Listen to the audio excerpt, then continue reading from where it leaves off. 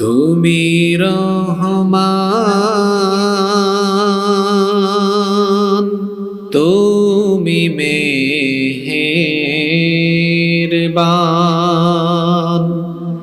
অন্ধ গাহে না শুধু তোমারি গুণগান, বুঝেও বুঝে না তবু শান। তুমি রহমান, তুমি মেহেরবান।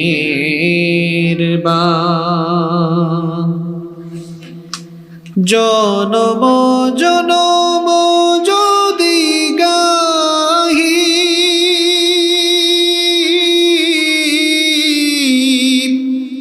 তোমারি মহিমা, গাওয়া শেষ হবে নাহি। জনম জনম যদি গাহি তোমারি মহিমা, গাওয়া শেষ হবে নাহি। ভরে ও ভরে না যেন সাহারায় প্রাণ।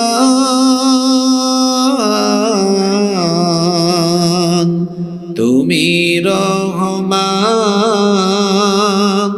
তুমি মেহেরবান। তোমারি করুণা ঘেরা সারা দুনিয়া, সে কথা ভাবে না শুধু বধির হিয়া। অশেষ অসীম অনুপম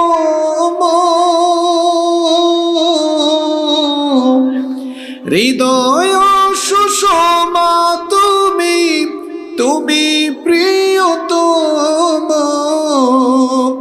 প্রেমের আকাশে তুমি চিরমহিয়ান।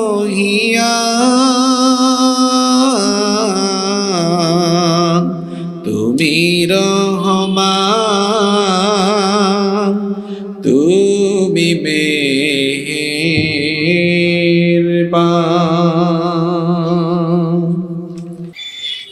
জুলকারনাইন তিনি কেমন বাদশা ছিলেন আমি বলা লাগবে না। আসেন কোরআনকে জিজ্ঞেস করি, তার পরিচয় আমাদেরকে দেন। কোরআন এবার সুন্দর করে তার পরিচয় তুলে ধরছে। পরের আয়াতে আল্লাহ বলছেন ফাআতবাআ সাবাবা, অতঃপর তিনি এক পথ অবলম্বন করলেন। যেতে যেতে কোথায় গেলেন?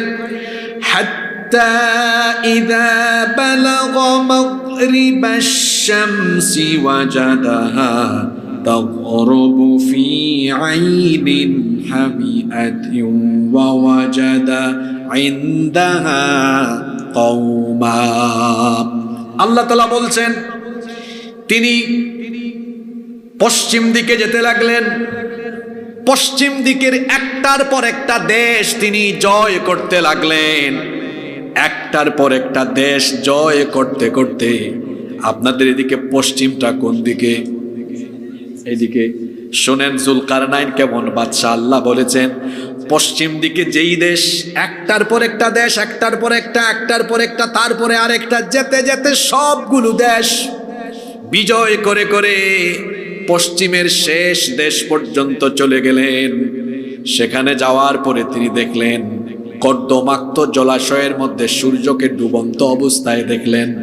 সূর্য ডুবে যাচ্ছে এই চিত্র দেখলেন এবং সেখানে তিনি ওয়াজাদা ইনদাহা কওমা, সেখানে একটি জাতি, একটা সম্প্রদায়কে তিনি দেখলেন। আল্লাহ তখন জুলকারনাইনকে বললেন قلنا يا ذا القرنين إما أن تعذب وإما أن تتخذ فيهم حسنا। আল্লাহ বললেন হে জুলকারনাইন, তুমি যদি চাও তাহলে এই সম্প্রদায়ের লোকদেরকে তুমি শাস্তি দিতে পারবে, আবার তুমি যদি চাও এদের সাথে সদাচরণ করতে পারবে। আল্লাহ দুইটা অপশন দিয়ে দিলেন, তুমি চাইলে এদের সাথে ভালো আচরণ করো অথবা তাদেরকে শাস্তি দাও, দুইটা ইচ্ছাই তোমার।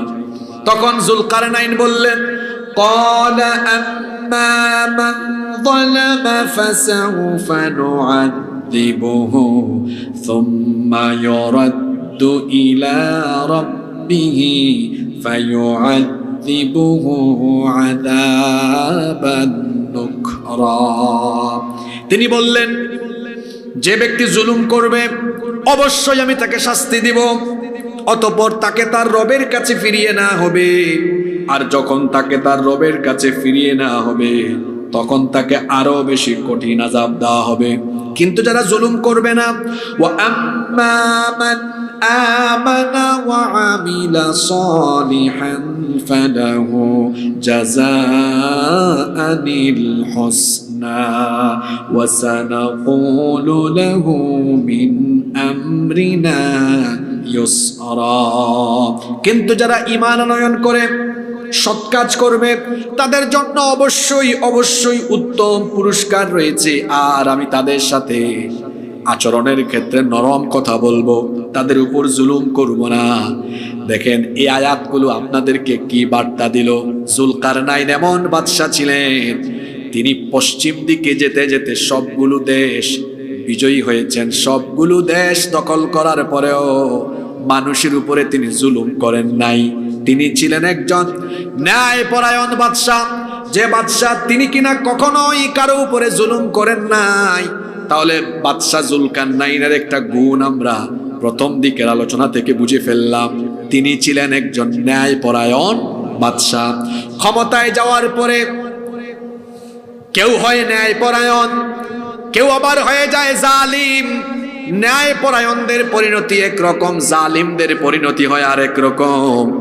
যারা ক্ষমতায় গিয়ে মানুষের উপরে ন্যায় বিচার ইনসাফ কায়েম করে, দুনিয়াতে তারা মানুষের ভালোবাসা পায়, আল্লাহ তাদেরকে ভালোবাসেন।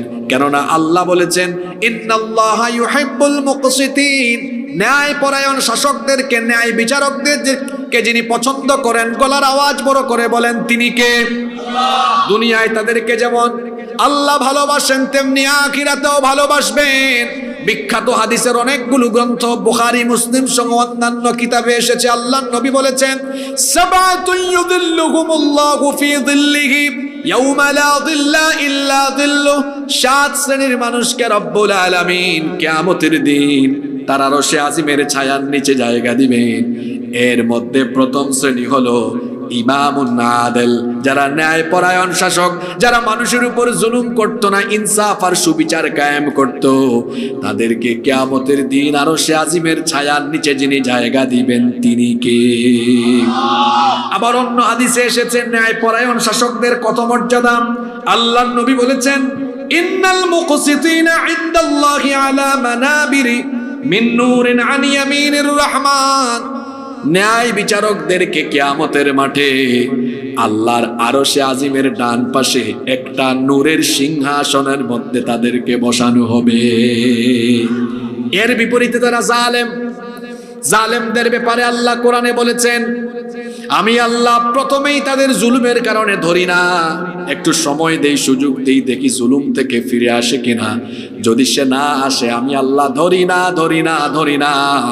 যখন ধরি তখন আর জালিমদেরকে আল্লাহ যখন ধরেন তখন আর ছাড়েন না। এজন্য আল্লাহ বলেছেন, ইন্না বাতশা রাব্বিকা লাশাদীদ, নিশ্চয়ই আল্লাহর পাকড়াও, আল্লাহর ধরা বড় কঠিন। আল্লাহ ধরবেন না, ধরবেন না, ধরবেন না, যখন ধরবেন ছাড়বেন না। এমন করে ধরবেন দেখা যাবে সমূলে দল বল নিয়ে ক্ষমতাও ছাড়া লাগবে, চেয়ারও ছাড়া লাগবে, এমনকি মানুষের মাইরের ভরে চোরের মতো দেশ থেকেও পালিয়ে যাওয়া লাগবে। এটা হলো জুলুমের পরিণতি। জুলুমের পরিণতি কখনো ভালো। বাদশা যুলকারনাইন তিনি ছিলেন ন্যায়পরায়ণ। আপনি একটা দেশের বা একটা আসনের, একটা ইউনিয়নে, একটা ওয়ার্ডে ক্ষমতা পেয়ে জালেম হয়ে যান, মানুষের উপর জুলুম করেন, ঘুষ ছাড়া কোনো কাম করেন না। আর বাদশাহ জুলকারনাইন গোটা দুনিয়া জয় করেছেন, একজন মানুষের উপরেও জুলুম করেন নাই। আল্লাহু আকবার। এটা গেল পশ্চিম দিকের খবর। আসেন পূর্ব দিকের খবর কি একটু কোরআনকে জিজ্ঞেস করি। আল্লাহ এবার বলছেন, সুম্মা আতবাআ সাবাবা, অতঃপর তিনি আরেকটি পথ অবলম্বন করলেন। হাত্তা ইযা বালাগা মাতলিআশ শামসি ওয়াজাদাহা তাতলুউ আলা কওমিন লাম নাজআল লাহুম মিন দুনিহা সিতরা। পূর্ব দিকে সফর আরম্ভ করলেন। পূর্ব দিকে যেতে যেতে যেখানে সূর্য উদয় হয় ওই জায়গা পর্যন্ত চলে গেলেন। চিন্তা করেন কেমন শাসক তিনি ছিলেন। এক বর্ণনা এসেছে, তিনি যেদিকে যেতেন আল্লাহ আকাশের মেঘের খণ্ড দিয়ে তাকে ছায়া দেওয়ার ব্যবস্থা করে দিতেন। আল্লাহু আকবার। এমন ন্যায়পরায়ণ শাসক তিনি ছিলেন। আপনি আল্লাহর হয়ে যান, তাহলে আল্লাহর সবকিছু আপনার করে দিবেন কে? মেঘের খণ্ড কার? এটা হুকুম মানে কার? জুলকারনাইন যেদিকে যেতেন মেঘের টুকরা তারে ছায়া দিত। সুবহানাল্লাহ। পূর্ব দিকে সফর আরম্ভ করলেন। করতে করতে পূর্ব দিকের সবগুলো দেশ জয় করে তিনি সূর্য উদয়ের জায়গা পর্যন্ত চলে গেলেন। সেখানে গিয়ে দেখলেন এমন এক জাতি বসবাস করে, সূর্যের আলো আর তাদের মাঝখানে কোনো পর্দা নাই, সরাসরি সূর্যের আলো এসে তাদের গায়ে লাগে। আল্লাহ বলছেন, কাযালিকা ওয়াকাদ আহাতনা বিমা লাদাইহি খবরা। এটাই হলো জুলকারনাইনের আসল ঘটনা। তার নিকট যা ছিল সেই সম্পর্কে আমি পূর্ণ অবহিত। এরপরে আসল ঘটনা, মজার ঘটনা, চমৎকার ঘটনা শুরু হয়ে যাচ্ছে। আল্লাহ এবার বলছেন, সুম্মা আতবাআ সাবাবা। পূর্ব দিক শেষ, পশ্চিম দিক শেষ, এবার তিনি আরেকটা পথ ধরলেন। যেতে যেতে কোথায় গেলেন খেয়াল আছে তো সবার? এই মূল ওয়াজ শুরু হয়ে গেছে। হাত্তা ইযা বালাগা বাইনাস সাদ্দাইনি ওয়াজাদা মিন দুনিহিমা কওমা। যেতে যেতে উত্তর দিকের এমন এক জায়গায় গেলেন যেখানে দুইটা বিরাট বিরাট বিশাল বিশাল পর্বতমালা ছিল। আর সেখানে একটা জাতি ছিল, এমন এক জাতি এরা সভ্যতার বাইরে ছিল। সমাজ সভ্যতার বাইরে থাকার কারণে এমন ভাষায় কথা বলছিল। আল্লাহ বলছেন, লা ইয়াকাদুনা ইয়াফকাহুনা কওলা। তারা তার কথা বুঝতেও পারছিল না।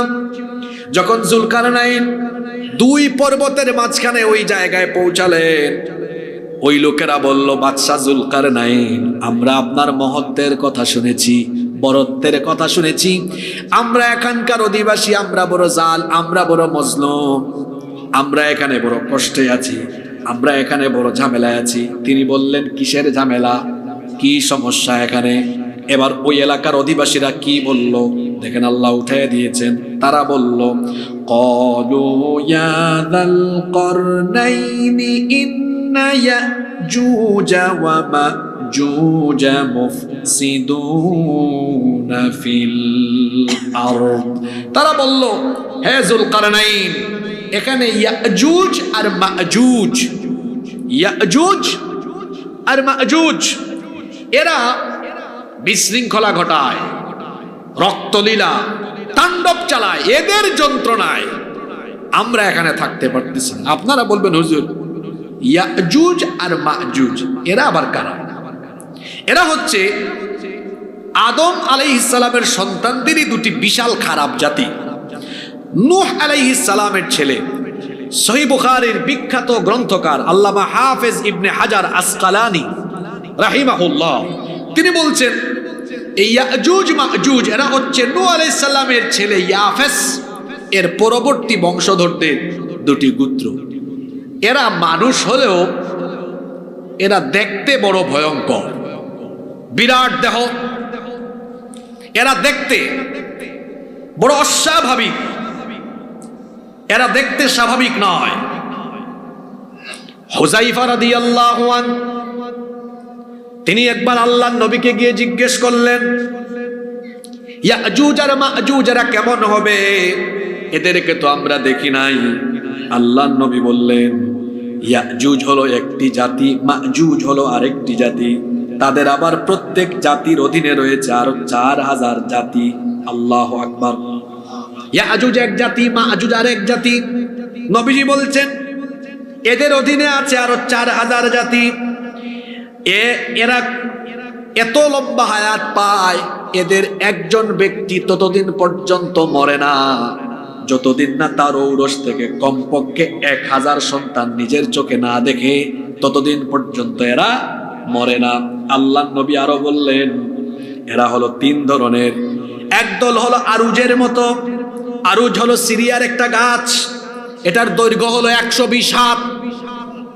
এরপরে আল্লাহর নবী বললেন এরা এত ভয়ঙ্কর, এরা এমন এক জাতি, এরা কোনো ঘোড়া বা কোনো প্রাণী তাদের মোকাবেলা করতে পারে না। তাদের একদল এক কানের উপরে ঘুমায়, অন্য কান মুড়ি দিয়ে থাকে। এদের পাশ দিয়ে যদি হাতি, বন্য হাতি, উট বা শুকর অতিক্রম করে, এরা এত ভয়ঙ্কর, উট খেয়ে ফেলে, শুকর খেয়ে ফেলে, হাতি খেয়ে ফেলে। এমনকি আরেক বর্ণনা এসেছে এরা নিজেরা নিজেদেরকে খেয়ে ফেলে। আল্লাহু আকবার। এই রকমের এক ভয়ঙ্কর জাতি হলো ইয়াজুজ আর মাজুজ। বাদশা জুলকারনাইন তিনি যখন উত্তর দিকে ওই 2 পর্বতমালার মাঝখানে পৌঁছালেন, ওখানকার অধিবাসীরা বললেন আমরা তো বড় মজলুম, এখানে ইয়াজুজ আর মাজুজ এরা আমাদের উপরে অত্যাচার চালায়, নির্যাতন চালায়। এরা এমন জাতি, এরা পাহাড়ের গিরিপথে ছোট ছোট বড় বড় গুহায় বাস করত। 2 পাহাড়ের মাঝখান দিয়ে একটা পথই ছিল, ওই পথ দিয়ে তারা আসতো, এসে মানুষের উপর হামলা চালিয়ে তাদের ধন সম্পদ নিয়ে যেত, রক্তলীলায় মেতে উঠত, রক্ত পান করত। তারা একেবারে নির্দ্বিধায় মানুষকে মেরে ফেলতো, নারী আর শিশুদেরকে গোলাম বানিয়ে নিয়ে যেত। ওখানকার অধিবাসীরা বাদশা জুলকারনাইনকে বললেন ইন্না ইয়াজুজ ওয়া মাজুজ মুফসিদুনা ফিল আরদ। ইয়াজুজ মাজুজ এই 2 গোষ্ঠী আমাদের উপরে নির্যাতন চালায়, নিপীড়ন চালায়।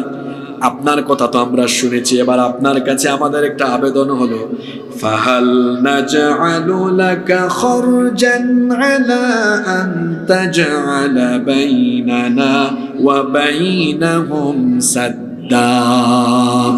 আমরা আপনাকে কিছু টাকা দেই, আমরা আপনাকে কিছু বিনিময় দেই, এটা নিয়ে আপনি এই ইয়াজুজ মাজুজ আর আমাদের মাঝখানে একটা প্রাচীর বানায়া দেন, একটা দেয়াল তৈরি করে দেন, যাতে করে এই ইয়াজুজ আর মাজুজের গোষ্ঠী এখানে আসতে না পারে। ওখানকার অধিবাসীদের একটা গুণ ছিল, তারা লোহার পাত গলিয়ে সীসা বানাতে পারতো, তামা বানাতে পারতো।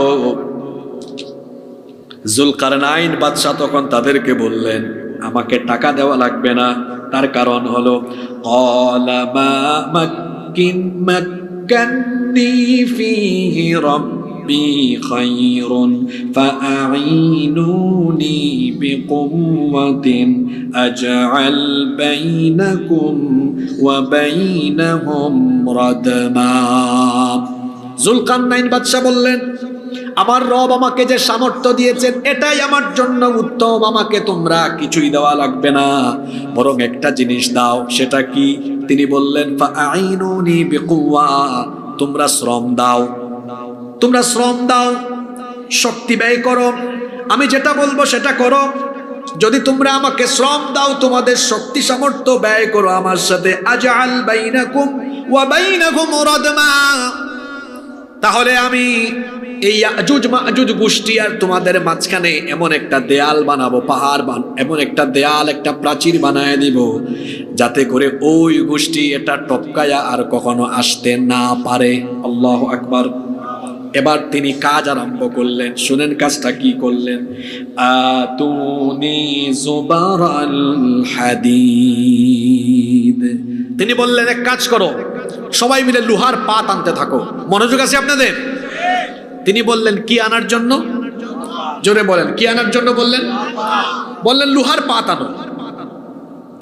কামটা করলেন কি দেখেন, একটু পরে দেখবেন বিজ্ঞান কোরআনের কাছে কত অসহায়। এবং নেতৃত্বের গুণও এখান থেকে জানবেন। আমি বলছি না, একটু পরে বুঝবেন কেন এই আয়াত ধরছি। তিনি বললেন, সবাই মিলে লোহার পাত আনো, আতুনি জুবার আল হাদিদ, লোহার পাত আনতে থাকো। এরা সবাই লোহার পাত আনতে লাগলো। দুই পাহাড়ের মাঝখানে যে একটা জায়গা খালি ছিল, সেখানে লোহার পাত দিতে দিতে দিতে দিতে দিতে দিতে দিতে দিতে এই জায়গাটাকে তিনি একেবারে ভরপুর করে দিলেন। দুই পাহাড়ের মাঝখানে যে জায়গাটুকু ছিল বিশাল লম্বা, লোহার পাত দিয়ে দিয়ে এই বিশাল জায়গাটাকে তিনি একেবারে ফিল আপ করে দিলেন। লোহার পাত দেওয়ার পরে এখন এটা তো শক্তিশালী হবে না, শক্তিশালী কেমনে করা যায়? এবার তিনি সুন্দর একটা পরিকল্পনার কথা সবাইকে বললেন। তিনি বললেন, হাত্তা ইদা সাওয়া বাইনাস সাদাফাইনি ক্বালান ফুখু, যখন দুই পাহাড়ের মাঝখান লোহার পাত দিয়ে ভরে দিলেন, বললেন একটা নল আনো। নল, নল বুঝেন তো আপনারা? এটার ভিতরে সবাই ফু দাও। হ্যাঁ, পাইপ, ফু দাও। ফু দেওয়া আরম্ভ করলেন। লোহার পাত উত্তপ্ত হয়ে গেল, উত্তপ্ত হয়ে গলে সব পাত এবার এক লোহার প্রাচীরে শক্তিশালী একটা দেওয়ালে পরিণত হয়ে গেল। আল্লাহু আকবার। বিজ্ঞানের তো জন্ম হয়েছে কিছুদিন আগে, হাজার হাজার বছর আগে। বাদশাহ জুলকারনাইনকে আল্লাহ এমন মেধা প্রজ্ঞা দান করেছিলেন, সেই যুগে বিজ্ঞানের জন্ম হয় নাই, কিন্তু বিজ্ঞানের আশ্চর্যজনক থিওরির কথা হয়তো তিনি জানতেন। আপনারা জানেন, লোহা যতই শক্তিশালী হোক না কেন, লোহা পানির সংস্পর্শে আসলে লোহার মধ্যে কি ধরে? মরিচা ধরে, জং ধরে।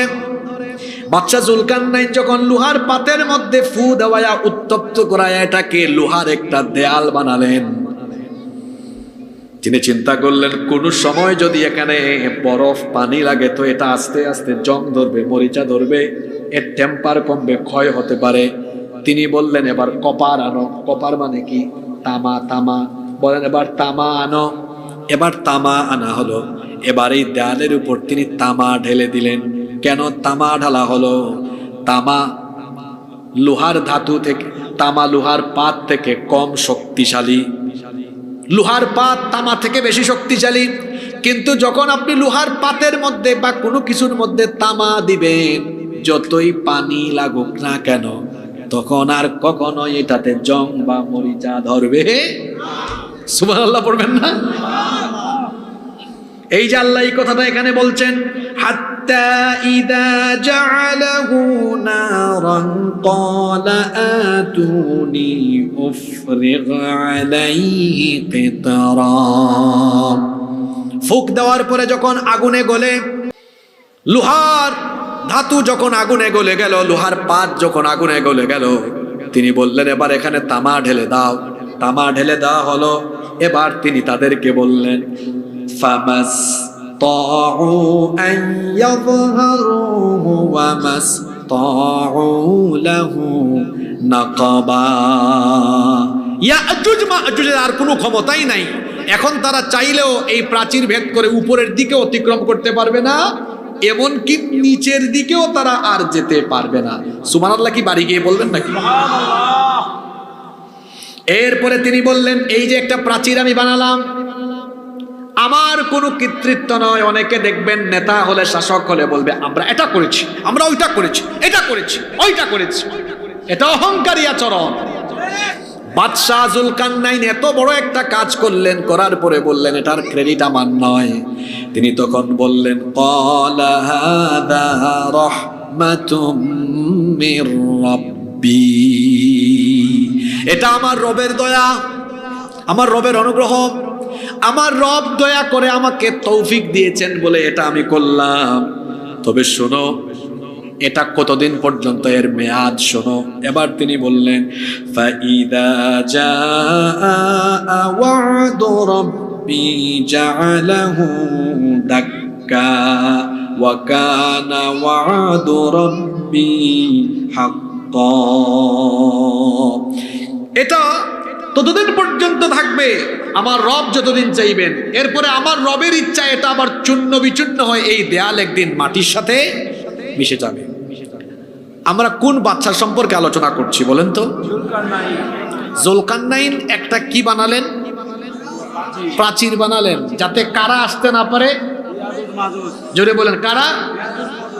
এখন আপনারা বলবেন হুজুর প্রাচীরটা যে বানাইছেন এটা কোন দেশে, কোথায় আছে? আমরা কিন্তু মূল আলোচনায় চলে আসছি, মনোযোগ আছে তো সবার? তিনি যে প্রাচীরটা বানিয়েছেন এটা কোথায় আছে এই ব্যাপারে, হ্যাঁ কোথায় কে জানি বলছে কোথায়, দেখছেন নাকি আপনি? হ্যাঁ, কেউ কেউ বলেছেন তার এই প্রাচীরটা অরুণাচলে আছে, কেউ কেউ বলেছেন চীনের যে মহাপ্রাচীর এটাই হলো জুলকারনাইনের প্রাচীর। কিন্তু ভাই চীনের মহাপ্রাচীর তো ইট দিয়ে বানানো, এটা সীসা দিয়ে না। আবার কেউ কেউ বলেছেন এটা কাস্পিয়ান সাগরের উপকূলে। ইতিহাসবিদগণ এই স্বীকৃতি দেন কাস্পিয়ান সাগরের উপকূলে যে প্রাচীরটা আছে এটা বিরাট লম্বা, এটা তৈরি করেছিলেন আলেকজান্ডার দ্য গ্রেট। এটা তৈরিতে আবার লোহা এবং তামা ব্যবহার হয়েছে। ওখানে একটা তোরণও আছে, ওটার নাম হচ্ছে কাস্পিয়ান গ্রেট বা আলেকজান্ডার গেট নামে এটা পরিচিত। দারিয়াল এবং দারবেন্ট নামে দুটি শহরে এর ব্যাপ্তি। দারিয়াল রাশিয়া এবং জর্জিয়ার সীমান্তে অবস্থিত, এটিকে বলা হয় কাজবেক পাহাড়ের পূর্ব প্রান্ত। আর দারবেন্ট রাশিয়ার দক্ষিণে অবস্থিত একটি শহর। কাস্পিয়ান সাগরের দক্ষিণ পূর্ব উপকূলে নির্মিত এই দেয়ালটি তোলা হয়েছে দুই পাহাড়ের মধ্যবর্তী ফাঁকা স্থানে, যেটাকে বলা হয় পৃথিবীর উঠান। এবং এই দেয়ালের উচ্চতা হলো 20 মিটার আর পুরুত্ব হলো 3 মিটার। এলাহাবাদের বাবারা ভাইয়েরা, যতই অমুক বলুক এই প্রাচীর ওখানে, এই প্রাচীর এখানে, ওই প্রাচীর ওখানে, আমি এটা বিশ্বাস করি না, কারণ বিজ্ঞানী এটা আমাকে বিশ্বাস করতে দেয় না। বলবেন কিভাবে? শোনেন, বিজ্ঞানের কথা বলছি, বিজ্ঞানী এটা আমাকে বিশ্বাস করতে দিচ্ছে না। তার কারণ হলো জুলকারনাইন এই প্রাচীরটা বানিয়েছিলেন, প্রথমে দিয়েছেন লোহার পাত, তারপর এটাকে গলিয়ে শক্ত করা হয়েছে যেন জং না ধরে। দেওয়া হয়েছে কি? একটু আগে না বললাম কি দেওয়া হয়েছে? তামা। এখন বিজ্ঞান বলে তামা যখন কোনো কিছুর সংস্পর্শে আসে এটাতে আর জং ধরে না। তবে এখানে আরেকটা জিনিস হয়, সেটা হচ্ছে তামা যখন কোনো কিছুর সাথে মিশে যায়, তামা যখন এটা পরিবেশের মধ্যে থাকে তখন বাতাসের অক্সিজেনের সাথে কানেক্টেড হয়ে অক্সিডেশন পদ্ধতিতে এই তামা গ্রিন প্রোটেক্টিভ লেয়ার তৈরি করে, সবুজ ধরনের একটা লেয়ার তার উপরে পড়ে যায়। এবার আপনারা বলেন তো আমাদের চারপাশের পরিবেশের কালার কি? কথা বলছেন না আপনারা? বিজ্ঞান বলছে তামার একটা ধর্ম হলো এটা অক্সিজেনের সাথে মিশে গিয়ে অক্সিডেশন পদ্ধতিতে ধীরে ধীরে এর উপরে সবুজ একটা লেয়ার পড়ে যায়। তো জুলকারনাইন বাদশাহ হাজার হাজার বছর আগে দুই পাহাড়ের মাঝখান দিয়ে তিনি যে বিশাল প্রাচীর নির্মাণ করেছেন, আপনার বিজ্ঞানী তো বলে তামা যেখানে থাকে ওটা অক্সিডেশন পদ্ধতিতে ধীরে ধীরে সবুজ হয়ে যায়। এজন্য আমি বলি এটা সবুজ হতে হতে সবুজের সাথে মিশে গিয়েছে, যা পৃথিবীর মানুষ এখনো জানে না এটা কোথায় অবস্থিত। আপনি বলবেন হুজুর এটাকে মানুষের আড়ালে রাখা হয়েছে কেন? যদিও কিছুদিন আগেও আমরা পড়েছি যে রাশিয়াতে এক গ্রুপ মুসলিম বিজ্ঞানী তারা ওই জায়গা নাকি তারা দাবি করছেন সফর করেছেন, এবং তারা ওখানে মেটালিক যন্ত্রপাতি দিয়ে তারা এই তথ্য আবিষ্কার করেছেন যে এখানে হাজার হাজার বছর আগে ব্যবহৃত লোহা তামা আছে। তারা দাবি করছেন যে আমরা গিয়ে দেখেছি বিশাল প্রান্তর যেখানে বরফে সব ঢেকে গিয়েছে। তারা বলুক, ব্যক্তিগতভাবে আমি এটা বিশ্বাস করি না। আপনারা বলবেন হুজুর আপনি কেন বিশ্বাস করেন না? এর কারণ হলো ইয়াজুজ আর মাজুজ এই গোষ্ঠীর আগমন এটা কিয়ামতের বড় আলামত। এজন্য আমি এটা বিশ্বাস করি না। ইয়াজুজ আর মাজুজ এরা বন্দী আছে, বন্দী থাকবে। এখন বলবেন হুজুর এরা কখন ছাড়া পাবে? এবার আসেন কখন ছাড়া পাবে আমরা শুনে নেই। আল্লাহর নবীর একজন সাহাবী যিনি সবচাইতে বেশি সংখ্যক হাদিস বর্ণনা করেছেন, সাইয়্যিদুল মুহাদ্দিসিন আবু হুরায়রা রাদিয়াল্লাহু আনহু, তিনি বলছেন তারা প্রতিদিনই এই প্রাচীর ভেদ করতে চায়। ইয়াজুজ আর মাজুজ ডেইলি সকাল থেকে সন্ধ্যা পর্যন্ত প্রাচীর এরকম খুঁটাই ছিদ্র করে করতে করতে সন্ধ্যার আগে দিয়ে একদম শেষ প্রান্তে চলে যায়, অল্প একটু বাকি থাকে, কিন্তু অলস হয়ে বলে থাকুক, আগামীকাল বাকিটা করব ইনশাআল্লাহ, বলে না। এরকম করে জুলকারনাইন যেদিন থেকে প্রাচীর বানিয়েছিলেন সেই দিন থেকে আজকে পর্যন্ত, আজকেও তারা খুঁটাইছে, কিন্তু খুঁটাই পারে না। একদিন তারা ভুলবশত মুখ থেকে বলে ফেলবে ইনশাআল্লাহ। যেদিন বলে ফেলবে ইনশাআল্লাহ, এর পরের দিন ঠিকই তারা প্রাচীর ভেদ করে দুনিয়ায় আসবে। এখন আপনি বলবেন হুজুর কত সালের কোন মাসের কত তারিখে আসবে? এটা আমিও তো জানি না, কেমনে বলতাম। তবে আল্লাহর রাসূল আমাদেরকে এটা জানিয়ে গিয়েছেন এরা কখন আসবে। ইয়াজুজ আর মাজুজ আসবে দাজ্জালকে হত্যা করার পরে। একজন নবীর এখনো মরণ হয় নাই, সেই নবীকে আল্লাহ আবারও দুনিয়ায় পাঠাবেন। বলেন তো সেই নবীর নাম কি? ঈসা ইবনে মারইয়াম। খ্রিস্টানরা ঈসা আলাইহিস সালামকে হত্যা করার জন্য এসে যখন চারপাশ ঘিরে ফিরেছিল, ঘরের চারপাশ, আল্লাহ তখন ঈসা নবীকে আসমানে উঠায় নিয়েছেন। তারা ঘরের ভেতর ঢুকলো। ঢুকার পরে আল্লাহ কি করলেন? তাদের মধ্যে একজনকে ঈসা নবীর সুরত দিলেন। এটা কি আল্লাহর জন্য সহজ না কঠিন? এখন তারা তাদেরই একজনকে বলে কিরে এই তো ঈসা। সে বলে না আমি ঈসা না, আমি মিসা। কয় না তুই ঈসা, হে কয় না আমি মিসা। হে যতই বলুক না কেন তারা তাকে ধরে নিয়ে শুলে চড়ালো, শুলে চড়িয়ে হত্যা করলো। এখন বলেন তো তারা যাকে শুলে চড়িয়ে হত্যা করলো এটা আসলে ঈসা না মিসা? ওটা মিসা, ওইটা ঈসা ছিলেন না। ঈসা আলাইহিস সালামকে আল্লাহ আসমানে উঠায় নিয়েছেন। দাজ্জাল এসে গোটা দুনিয়াতে যখন তাণ্ডব লীলা চালাবে, দাজ্জালকে হত্যা করার জন্য ইমাম মাহদির জামানায় ঈসা আলাইহিস সালাম একদিন কোথায় আসবেন তিনি শুনেন? সিরিয়ার দামেস্ক শহরের পূর্ব দিকের সাদা গম্বুজওয়ালা মসজিদে একদিন ফজরের নামাজের ইমামতির টাইমে নামাজের একামত হয়ে যাবে। ঠিক এমন সময় সাইয়েদনা ঈসা আলাইহিস সালাম সিরিয়ার দামেস্কের পূর্ব দিকের সাদা গম্বুজওয়ালা ওই মসজিদে দুইজন ফেরেশতার কাঁধের উপরে ভর করে তিনি মসজিদের গম্বুজের উপর আরোহণ করবেন। মাহদী আলাইহিস সালাম দেখেই চিনে ফেলবেন, আসেন আপনি ইমামতি করেন। তিনি বলবেন না না আমি ইমামতি করব না, আপনি ইমামতি করেন। ইমাম মাহদী আলাইহিস সালাম ইমামতি করবেন। নামাজ যখন শেষ হয়ে যাবে ঈসা আলাইহিস সালাম দাঁড়িয়ে এবার বক্তৃতা করবেন, বলবেন শোনো দাজ্জালের দিন এবার শেষ হয়ে গিয়েছে। দাজ্জালকে কতল করার জন্য আমাকে যিনি পাঠিয়ে দিয়েছেন তিনি কি? ওইদিকে দাজ্জালও চলে আসবে তাণ্ডব চালানোর জন্য। এসে দেখবে তার জম ঈসা আলাইহিস সালামের আগমন হয়ে গিয়েছে। ঈসা নবীকে দেখে সে দৌড়াতে থাকবে। তখন ঈসা আলাইহিস সালাম তাকে দৌড়াতে ধরে ফেলবেন। ফিলিস্তিনের বাবেলুত, যেই ফিলিস্তিনকে দাজ্জালের রুহানি সন্তান ইসরায়েলের অসভ্য ইহুদিরা যারা দখল করে রেখেছে, ওইখানেই হবে দাজ্জালের শেষ ধ্বংস। সেখানে তাকে ধরবেন, বাবেলুদে ধরে তাকে হত্যা করবেন। এবং দাজ্জালের অনুসারী কারা হবে? নবীজি বলেছেন ইহুদিরা হবে দাজ্জালের অনুসারী। সেই দিন তাদের উপরে এমন করে মুসলমানরা ঝাঁপিয়ে পড়বে। এরা যখন পাহাড়ের আড়ালে পাথরের চিপায় চাপায় কিংবা দেয়ালের আড়ালে থাকবে, দেয়ালের ইট কথা বলবে, পাথর কথা বলবে, গাছ কথা বলবে, বলবে হে মুসলমান আমার আড়ালে এক ইহুদি আছে তারে ধরো। আল্লাহু আকবার।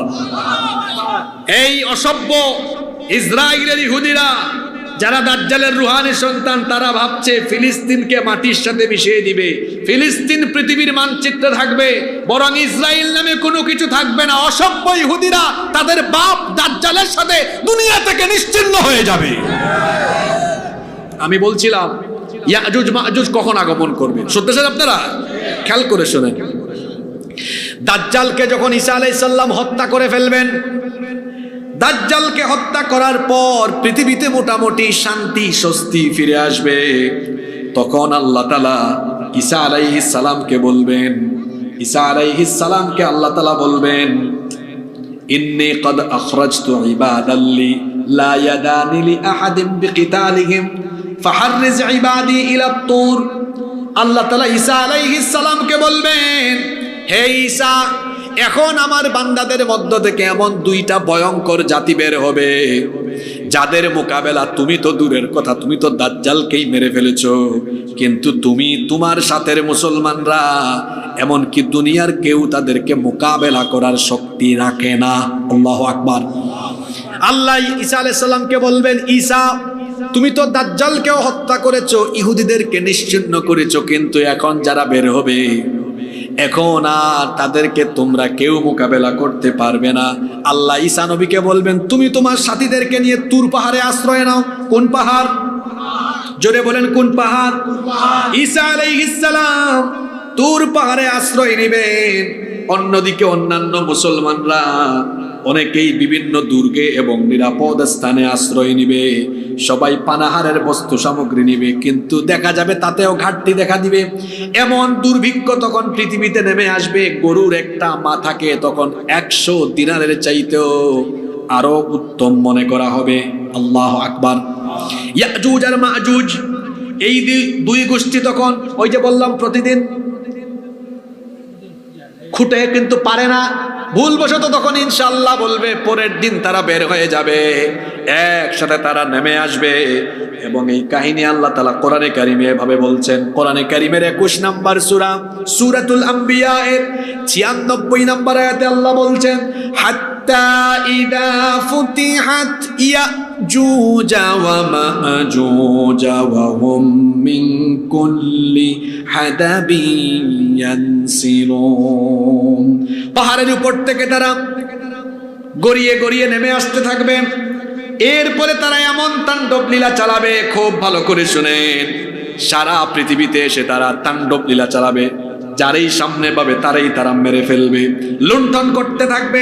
এমনকি এরা এত সাংঘাতিক, এদের প্রথম দল যখন নেমে আসবে, সারা দুনিয়ায় যত মিষ্টি পানি আছে সব নদীর পানি, সাগরের পানি পান করে তারা নিঃশেষ করে ফেলবে।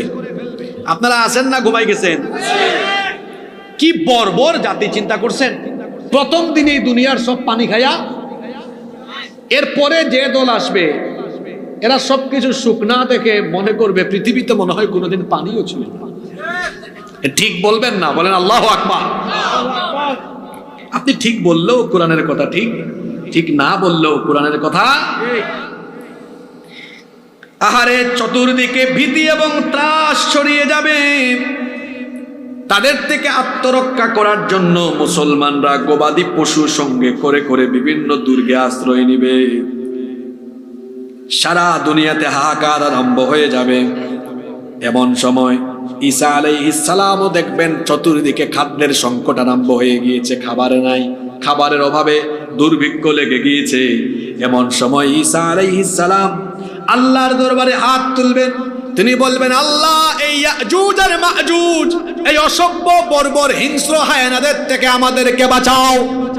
তিনি যখন আল্লাহর দরবারে দোয়া করবেন, তখন এই ইয়াজুজ আর মাজুজ বর্বর অসভ্য এই জাতিদের, এই যে ঠিক এই জায়গায় ঘাড়ের মধ্যে আল্লাহ ভাইরাস জাতীয় একটা বেঁধে দিবেন। ভাইরাস, ওই যে কিছুদিন আগে গেল না করোনা ভাইরাস, এইরকম ভাইরাস না, আরো মারাত্মক ভাইরাস, ছোঁয়াচের মতো একজনের হইলে সবার কাছে ছড়িয়ে যাবে। ঈসা আলাইহিস সালামের এই দোয়া আল্লাহ কবুল করলেন।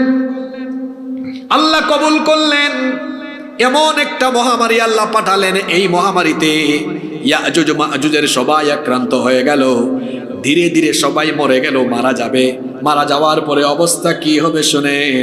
আল্লাহ নবী বলেছেন, সারা দুনিয়ায় একটু জায়গাও ফাঁকা থাকবে না, দুনিয়ার সব জায়গায় ইয়াজুজ আর মাজুজের লাশের কারণে ভরপুর হয়ে যাবে।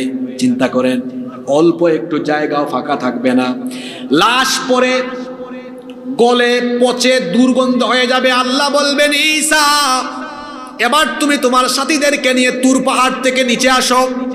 আসার পরে অবস্থা দেখে তারা আশ্চর্য হয়ে যাবেন, একটু জায়গাও ফাঁকা নাই, খালি নাই। ইয়াজুজ মাজুজের লাশ পড়ে আছে, গোটা জাতির লাশ পড়ে আছে, লাশ থেকে দুর্গন্ধ ছড়াচ্ছে, পচে গিয়েছে, গলে গিয়েছে, নাক বন্ধ করে তারা তখন অতিষ্ঠ হয়ে যাবেন। ঈসা আলাইহিস সালাম বলবেন, আল্লাহ এত অবস্থা আরো খারাপ, দুর্গন্ধ চতুর্দিকে, চতুর্দিকে লাশ আর লাশ, হাঁটবো আমরা কোন দিকে? তিনি বলবেন, আল্লাহ এই অবস্থা থেকে আমাদেরকে পরিত্রাণ দাও। তখন আল্লাহ তাআলা এবার বিশেষ এক ধরনের পাখি পাঠাবেন। শুনতেছেন আপনারা? বিশেষ এক ধরনের পাখি পাঠাবেন, যাদের ঘাড় হবে উটের ঘাড়ের মতো, নখগুলো হবে বড় বড়। এই পাখিগুলো কোথার থেকে আসবে আল্লাহই ভালো জানেন। কোন ধরনের পাখি হবে আমিও জানি না, আল্লাহ রসুল বলেছেন বিশেষ এক ধরনের পাখি হবে। আসার পরে বড় বড় নখ থাকবে, নখ দিয়ে দিয়ে লাশগুলো তুলে তুলে কোন রেওয়ায়েতে এসেছে সাগরে নিক্ষেপ করবে, কোন রেওয়ায়েতে আছে অচেনা অজানা জায়গায় নিয়ে নিক্ষেপ করবে। সবগুলো লাশ তুলে ফেলবে। এরপরে আল্লাহ আসমান থেকে ফল্লু ধারায় বৃষ্টি নাজিল করবেন। এত বৃষ্টি হবে, এত পরিমাণ বৃষ্টি তখন হবে, বৃষ্টির ফলে সারা দুনিয়ার জমিন তখন ধুয়ে একেবারে কাচের মতো সারা দুনিয়ার মাটি পরিষ্কার হয়ে যাবে। সুবহানাল্লাহ। এরপর আল্লাহ জমিনকে আদেশ করবেন, জমিনকে আল্লাহ বলবেন, তোমার পেটের ভেতর থেকে ফুল ফল উদ্গীরণ করে দাও, নতুন করে তোমার ভেতর থেকে বরকত প্রকাশ করো। তখন এমন বরকত দেখা দিবে, শুনেন আপনারা, আল্লাহর আদেশ পাওয়ার পরে তখন দেখা যাবে মাটির পেট থেকে ফুল ফল ফসল এমন ভাবে হচ্ছে। আল্লাহ নবী বলেছেন একটা ডালিম, ডালিম চিনেন তো আপনারা, এই যে আনার বলেন, নবীজি বলেছেন এত বরকত হবে, একটা ডালিম একদল লোকের আহারের জন্য যথেষ্ট হবে। মানে একটা ডালিম একদল লোক খাইলেও থাকবে, খাইতে খাইতে শেষ। এখন তো একজন খায় তিনটা। বরকত থাকলে পরে খাইতে খাইতে কোনো জিনিস কমানো যায় না। মনে রাখবেন, তখনই দুনিয়ায় বরকত আছে যখন শাসক নেতারা ভালো থাকে। নেতারা যখন চুরি চুট্টামি আরম্ভ করে তখন বরকত কেড়ে নেন কে? আমার দেশে বরকত আছে, সম্পদও আছে, আরো বেড়ে যেত যদি চোর শেষরা চামারেরা দুর্নীতিবাজ চাঁদাবাজরা লুটেরারা তাদের চুরি চামারি কমাতো, আমার দেশ সম্পদে আর আল্লাহর রহমতে ভরে যেত। এদিকে আসতেছি একটু পরে, আগে শুনেন, আল্লাহ বলবেন জমিন তোমার ভেতর থেকে বরকত প্রকাশ করো। এমন বরকত আসবে একটা ডালিম একদল লোক আহার করে খেয়েও শেষ করতে পারবে না। ডালিমের যে খোসা থাকে, খোসা, ডালিমের একটা খোসা একদল মানুষের ছাতা হিসাবে ব্যবহার করা যাবে। আল্লাহু আকবার। আল্লাহর নবী আরো বলেছেন দুধের মধ্যে এত বরকত হবে, একটা উটনির দুধ একদল লোক পান করে শেষ করতে পারবে না। এমনকি একটা গাভীর দুধ একটা বংশের মানুষ এক গাভীর দুধ খেতে পারবে। শুধু তাই নয়, নবীজি বলেছেন একটা ছাগলের দুধ পুরা একটা পরিবার খায়াও শেষ করতে পারবে। এমন বরকত নেমে যাবে। এই বরকত থাকবে 40 বছর। জুড়ে বলেন কত বছর? 40 বছর পর্যন্ত এই বরকত থাকবে। এরপরে 40 বছর শেষ হয়ে যাওয়ার পরে আল্লাহ একটা কোমল বায়ু পাঠাবেন। এই বায়ু যারা মুসলমান থাকবে সেই সময়ে তাদের বগলের নিচে এই বায়ুর ফলে এক ধরনের বিশেষ রোগ দেখা দিবে এবং সব মুসলমানরা মারা যাবে। দুনিয়ায় কেবলমাত্র কাফিররা বেঁচে থাকবে, দুষ্ট লোকেরা বেঁচে থাকবে। চতুর্দিকে তখন শুধু অন্যায় চলবে, অপকর্ম চলবে, শিরক চলবে, জেনা তখন এমন বাড়বে কুকুরের মতো মানুষ রাস্তাঘাটে জেনা বেবিচারে জড়িয়ে পড়বে। আল্লাহ আল্লাহ বলার মতো যখন কেউ আর থাকবে না, হঠাৎ করে একদিন পশ্চিম দিক থেকে সূর্য উঠায়া কিয়ামতের ঘটনা যিনি ঘটায়া দিবেন তিনি কে? জুলকারনাইনের এই কাহিনী প্রায় 1.5 পৃষ্ঠা জুড়ে আলোচনা হলো, যেখানে ইয়াজুজ আর মাজুজ গোষ্ঠীর জন্য তিনি একটা প্রাচীর নির্মাণ করেছেন। এরা এখনো ওই প্রাচীরের মধ্যে আটকা আছে, কিন্তু এরা ওই প্রাচীর থেকে একদিন বের হয়ে আসবে। যেদিন বের হয়ে আসবে তামাম দুনিয়া লন্ডভন্ড করে দিবে, তামাম দুনিয়া মেসাকার করে দিবে। এরপরে একটা বিশেষ রোগ দিয়ে, ভাইরাস দিয়ে এদেরকে আবার ধ্বংস করে দিবেন কে? এখন আপনারা বলবেন হুজুর এত বড় কাহিনীটা কেন বলছেন? আপনাদেরকে 7টা শিক্ষা দেওয়ার জন্য বলছি। কয়টা শিক্ষা? এটা হলো সবক। এই সবক নিয়ে এখন বাড়িতে যাবেন। আপনারা কি বেশি না বড়জোর 8-10 মিনিট মনোযোগী থাকতে পারবেন? আমি তো আরো 2 বার এসেছি আপনাদের এখানে, খুব ভালো মানুষ আপনারা, মন দিয়ে শুনেন। আজকেও এর ব্যতিক্রম হচ্ছে না, আলহামদুলিল্লাহ। আমি তো ঘটনা বললাম, মজা লাগছে সবার। এখন যেগুলা বলবো সবার মজা লাগবে না। খালি ঘটনা শুনলে হবে না, এর ভিতরে শিক্ষা কি আছে ওইগুলা নিয়ে বাড়ি যেতে হবে। 7টা শিক্ষা বলবো। 1, জুলকারনাইন তিনি ক্ষমতা পেয়ে ক্ষমতার অপব্যবহার করেন নাই। আমি একটা আয়াত পড়েছিলাম না, আল্লাহ তাকে দুনিয়া বিজয় করে দুনিয়া চালাবার সব উপাদান দিয়েছিলেন। এই যে ক্ষমতার সব উপাদান পেয়েছেন, এই উপায় উপকরণ পাওয়ার পরে সম্পদ কামানোর স্বার্থে, বিল্ডিং করার স্বার্থে, নিজের পেট ভরার স্বার্থে তিনি তার গোটা জীবনে কোনো মানুষের উপর জুলুম। আমার সমাজে এমন বহু মানুষ আছে ক্ষমতা পাইলে আর ঠিক থাকতে, ক্ষমতা এটা বড় সেনসিটিভ জায়গা।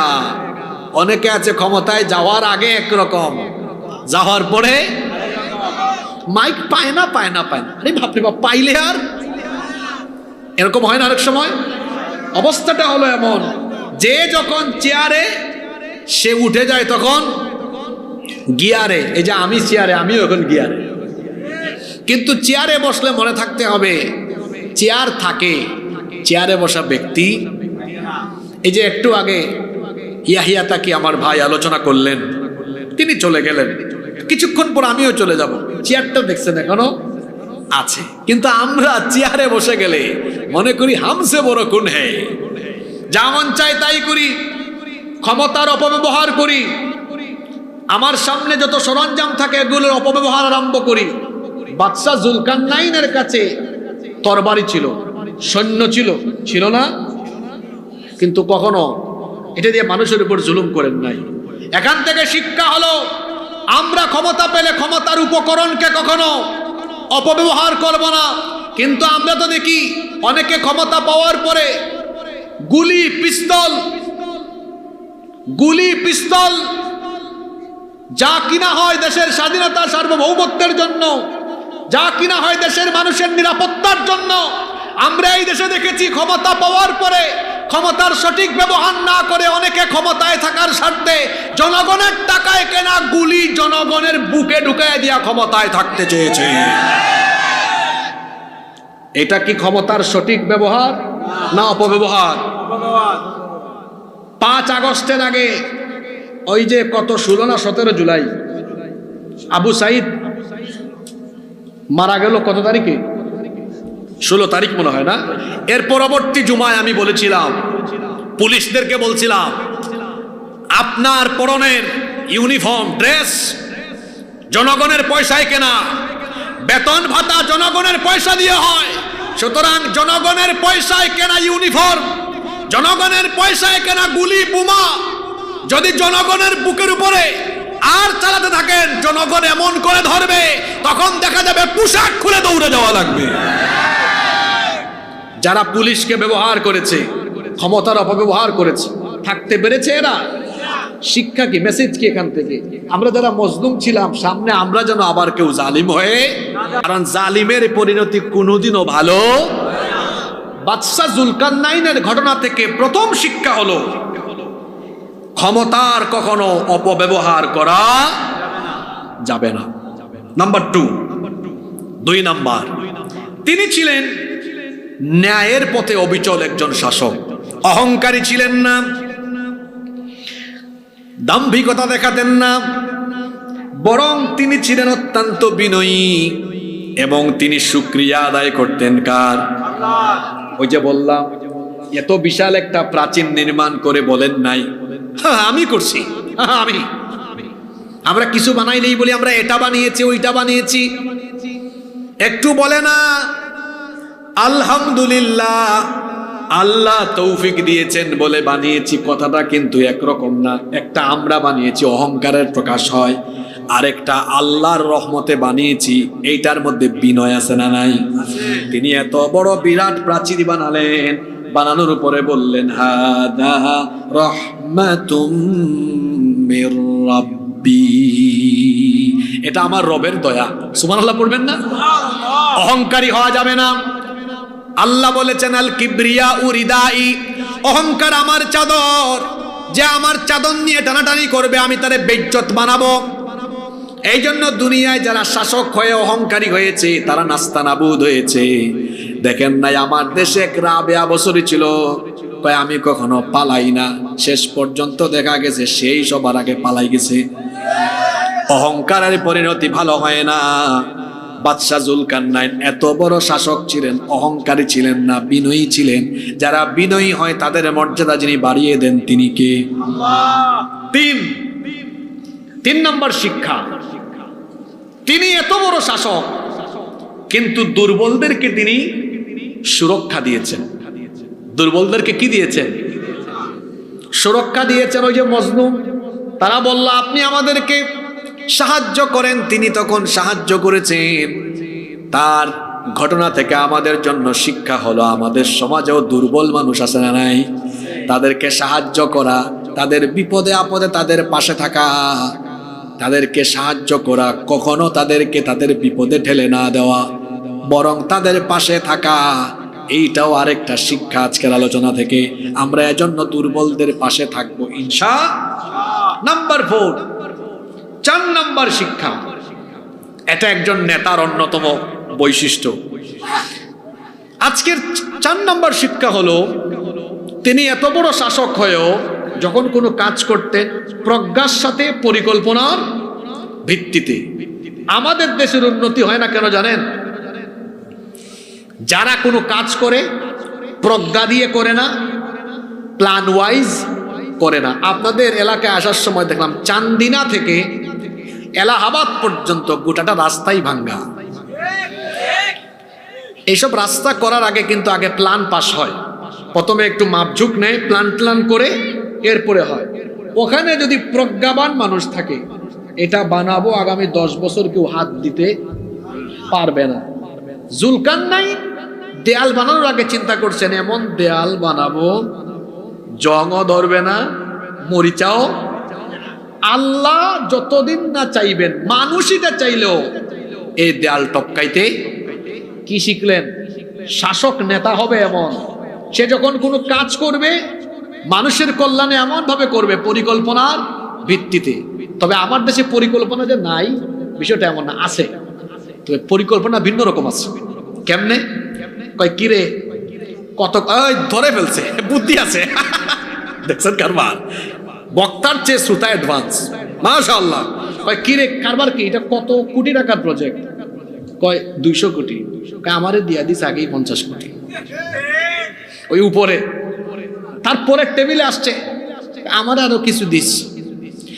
দিতে দিতে দিতে দিতে 200 কোটির প্রজেক্ট 2 কোটিও। আমি মিথ্যা বলেছি নাকি? জোরে বলেন, মিথ্যা বলেছি? আমার দেশকে যারা পরিচালনা করবে তারা যদি চুরি ডাকাতি শেষরামি ছাড়তে না পারে, আমার দেশ কোনোদিনও উন্নত হবে না। আমাদের কপাল খারাপ, আমরা মাথার উপরে ভালো মানুষ পাইছি কম, চুর পাইছি বেশি। মাথার উপরে ভালো মানুষ পাইছি কম, চোর পাইছি। বাদশাহ জুলকারনাইন প্রজ্ঞা আর পরিকল্পনার ভিত্তিতে কাজ করেছেন। আমার দেশে দেখবেন যখন রাস্তা একটা হয়, লেফটি মারে, লেফটি আধা ইঞ্চি, 1 ইঞ্চি, 6 মাস যায় না। আমরা যখন দেশের বাইরে যাই, কি কার্পেটিং, গাড়ি চললে বোঝাও যায় না। 140 মাইল গতিতে গাড়ি চলে, গাড়ি একটু ডোলাডুলিও করে না। আমার দেশে যদি আপনি 5-6 কিলো যান, দেখবেন দুল্লার মতো। আপনাদের যে রাস্তা, আরে বাপরে বাপ, মনে হয় বান্দরবান যেতেছি। শোনেন, আমি ভাবতেছিলাম আসার সময়, আমি না হয় একদিন আসতেছি, আরে আমার মা বোনদের কত কষ্ট, অসুস্থ মানুষদের কত কষ্ট, প্রেগনেন্ট মহিলা, সন্তান সম্ভবা নারী হাসপাতালে যাবে কেমনে? এরকম আপনাদের তো বহুত ভালো আছে। পাশে দেখেন আপনারা কসবার পরে ব্রাহ্মণবাড়িয়া এই রাস্তাটা আজকে 9-10 বছর ধরে দেখছেন তো কারবার আপনারা যান না ওইদিকে? আমি তো যাই, আমার বাড়ি তো সিলেটে, ওইদিকে যাইতে হয় আমাকে। পুকুর হয়ে গেছে 9-10 বছর। চোর চামারের দল যদি এই দেশে জনগণের ট্যাক্সের পয়সা, জনগণের পয়সা প্রপার ইউটিলাইজ করা হতো, এই দেশে এত শান্তি থাকতো না। এজন্য এই দেশ পরিচালনার জন্য আমার ভাই ইয়াহিয়া তাকি সেও তার বক্তৃতায় বলেছে, আল্লাহর বিধানের ভিত্তিতে যখন শাসন কার্য পরিচালনা হবে, দুর্নীতি থাকবে না, তখনই একটা দেশ সোনার দেশে পরিণত হবে। এজন্য আমরা কোরআনের শাসনের জন্য একমত হয়ে যাব, ঐক্যবদ্ধ হয়ে যাব ইনশাআল্লাহ। দেখছেন ঘটনাটি এমনি এমনি বলি নাই, 4টা শিক্ষা বলছি। নাম্বার 5 নাম্বার, মানুষ যখন তার কাছে সাহায্য চাইল তখন তিনি আল্লাহর সাহায্য চাইলেন, আল্লাহর উপর ভরসা করলেন। মুসলমানরা এমনই হবে, তারা কোনো কথা কাজ কোনো কিছু করলে তাওয়াক্কুল, আস্থা থাকবে কার উপরে? আমার দেশে 17 বছর এক রাবেয়া বছরই ছিল, সেকুলার বাম রাম আর তাদের প্রভু ভারতীয় দাদাবাবুদেরকে খুশি করার জন্য ওরা তো সংবিধান থেকে পর্যন্ত আল্লাহর উপর আস্থা বিশ্বাসকে বাদ করে দিয়েছিল, ঠিক না বেঠিক? এটাকে সংবিধানে অ্যাড করেছিলেন শহীদ প্রেসিডেন্ট জিয়াউর রহমান, তিনি একটা ভালো কাজ করেছেন। এজন্য আমরা দোয়া করছি আল্লাহ তাকে জান্নাতবাসী করুক।